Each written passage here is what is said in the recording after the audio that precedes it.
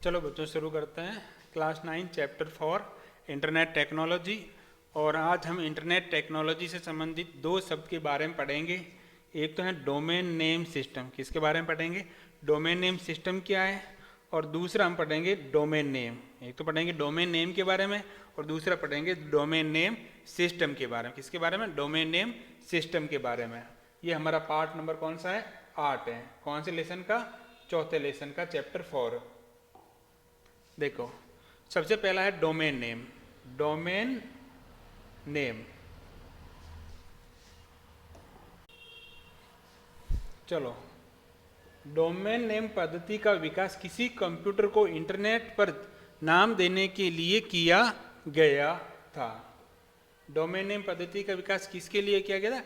कोई कंप्यूटर है, उसको इंटरनेट पर अगर उसका कोई पहचान है या जो सर्वर कंप्यूटर है उसका अगर कोई नाम देना है, उसकी पहचान कैसे करेंगे? तो उसके लिए हम एक पद्धति नाम इस्तेमाल किसी का क्या करते हैं? Domain name. यानी कि डोमेन नेम पद्धति, डोमेन नेम का पद्धति का विकास किसी कंप्यूटर को इंटरनेट पर नाम देने के लिए किया गया, जिससे कि इंटरनेट पर काम कर रहे कंप्यूटरों को आसानी से पहचाना और ढूंढा जा सके या जाता है। जिससे क्या होता है, पर जो इंटरनेट पर जो काम करने वाले कंप्यूटर हैं उनको आप आसानी से पहचान सकते हैं, उसको आसानी से ढूंढा जाता है।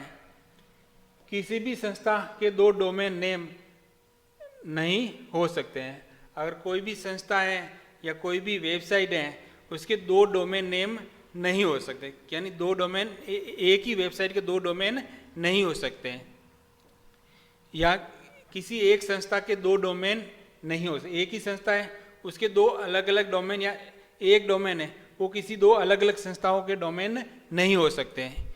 किसी एक डोमेन नेम के हमेशा दो या दो से अधिक भाग होते हैं। और कोई भी डोमेन नेम है उसके क्या होते हैं?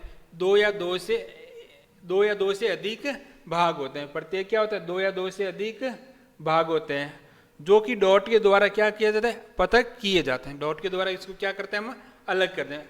उदाहरण के लिए हमने पहले एक यूआरएल पढ़ा था, उसके बारे में हम पढ़ा था। एक तो डोमेन होता है, एक सब डोमेन होता है और एक टॉप लेवल डोमेन होता है। तो ठीक है, तो ये क्या है? राज एजुकेशन बोर्ड .rajasthan.gov.in यानी राजस्थान माध्यमिक शिक्षा बोर्ड की क्या है? वेबसाइट है। तो उसका ये क्या है? डोमेन है। क्या है? डोमेन। और इसके तो पीछे लगा हुआ है ये gov.in, ये क्या है? जो अंतिम भाग है उसको हम क्या कहते हैं? डोमेन नेम का अंतिम भाग उच्च स्तरीय डोमेन नेम कहलाता है। जो डोमेन नेम है उसका जो पीछे वाला भाग है उसको हम क्या कहते हैं? टॉप लेवल डोमेन कहते हैं। और टॉप लेवल डोमेन के द्वारा हम पता कर सकते हैं कि जो ये वेबसाइट है या जो डोमेन है वो किस प्रकार का है। अगर किसी भी वेबसाइट के पीछे क्या लगा हुआ? .com, तो ये इसका मतलब है ये कमर्शियल वेबसाइट है। किस प्रकार की वेबसाइट है? कमर्शियल वेबसाइट है, व्यावसायिक है। अगर किसी भी संस्था के पीछे, वेबसाइट के पीछे क्या लगा? EDU, इसका मतलब ये एजुकेशनल संस्था है। कैसी संस्था है? एजुकेशनल। अगर किसी के पीछे लगा हुआ .net, क्या लगा हुआ है? .net, तो इसका मतलब होता है ये इंटरनेट ऑपरेट करने वाली कोई संस्था है। क्या मतलब होता है? इंटरनेट को ऑपरेट करने वाली कोई संस्था है।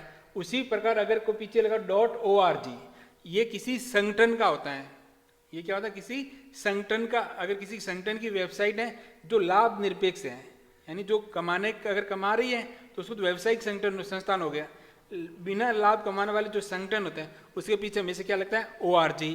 और लास्ट में .gov, अगर कोई सरकार है या सरकारी संस्था है उसके पीछे हमेशा क्या लगता है? .gov। जैसे माध्यमिक शिक्षा बोर्ड क्या है? गवर्नमेंट की संस्था है, तो इसके पीछे क्या लगा हुआ है? .gov। और इसके अलावा कंट्री कोड, ये देश के बारे में जानकारी देते हैं। जो कंट्री कोड होता है, जैसे gov.in, इन क्या है? कंट्री कोड, तो ये किसी देश के बारे में जानकारी दे। ये दो अक्षरों का व्यक्त किए जाते हैं। ये कितने अक्षरों में व्यक्त किया जाता है? दो अक्षरों में। जैसे इंडिया के लिए किसका इस्तेमाल? .in लिखते, उसी प्रकार यूनाइटेड किंगडम के लिए UK, फ्रेंच के लिए .fr का इस्तेमाल किया जा सकता है।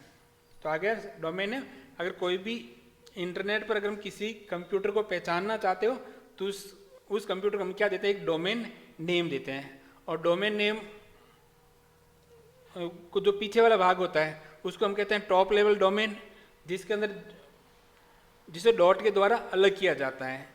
और उसके बारे में पता है, जो कॉम है, edu है, .net है, .org, .gov, ये तो बताते हैं संगठन का प्रकार।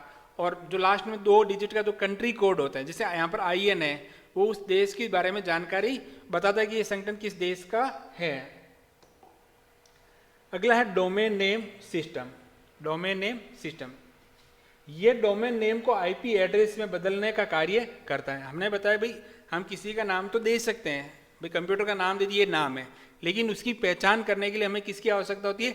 IP एड्रेस की। किसकी आवश्यकता होती है? IP एड्रेस की। और IP एड्रेस हम याद रखने में मुश्किल होते हैं, तो हम क्या करते हैं, डोमेन नेम सिस्टम क्या करता है, जो IP एड्रेस है और जो डोमेन नेम है उनको आपस में मैपिंग करता है। डोमेन नेम की IP एड्रेस के साथ क्या करता है? मैपिंग करता है, तथा IP एड्रेस को डोमेन नेम में बदलता है। तो डोमेन नेम सिस्टम क्या करता है, ये डोमेन नेम को IP एड्रेस में बदलता है, और जो आपके IP एड्रेस है उसको किस में बदलता है? डोमेन नेम में बदलता है। अर्थात वास्तव में domain name system domain name तथा IP पतों को मिलाकर कार्य करता है। तो अर्थात क्या हुआ, डोमेन नेम सिस्टम क्या करता है? डोमेन नेम और IP पतों को मिलाकर कार्य करता है। अगर कोई डोमेन नेम है उसकी मैपिंग किसके साथ करेगा? IP एड्रेस के साथ। उसी प्रकार अगर आपके पास IP एड्रेस है तो उसकी मैपिंग किसके साथ करेगा? डोमेन नेम के साथ। डोमेन नेम सिस्टम क्या करता है कि IP एड्रेस को डोमेन नेम के साथ क्या करता है? मैप करता है। ये दोनों तरफ होता है, डोमेन नेम को IP एड्रेस के साथ मैप करना, या IP एड्रेस को डोमेन नेम नेम के साथ क्या करना है? मैपिंग करना। उम्मीद करता हूँ आपको ये क्लास समझ में आई होगी। मिलते हैं अगली क्लास में।